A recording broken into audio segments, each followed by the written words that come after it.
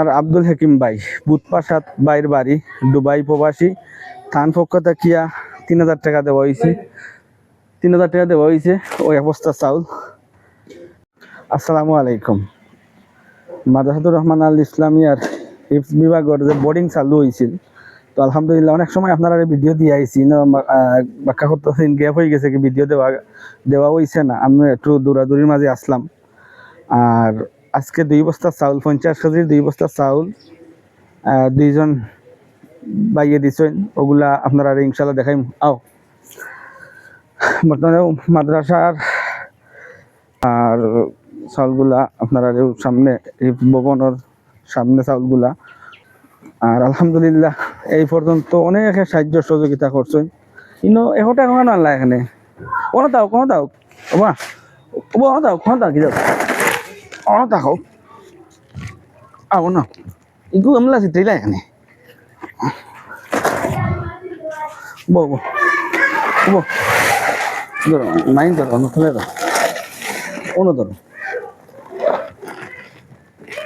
ono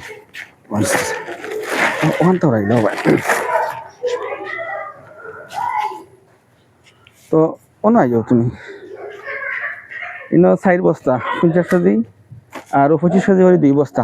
তো বাক্কা কদিন আগে আপনার আব্দুল হাকিম ভাই বুধপাশাত বাইর বাড়ি দুবাই প্রবাসী থান পক্ষ থাকিয়া 3000 টাকা দেওয়া হয়েছে 3000 টাকা দেওয়া হয়েছে ওই এক বস্তা চাউল।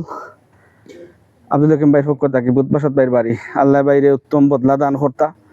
আর সাহেব আলী ফটিগুলি গ্রামর সৌদি আরব প্রবাসী থান পক্ষ থেকে আরো 3000 টাকা দেওয়া হয়েছে। তো আরো 2 বস্তা 25 কেজি চাউল 25 কেজি করে 50 কেজি 2 বস্তা ও রাখা হয়েছে। তো মোট 100 কেজি আছে চাউল।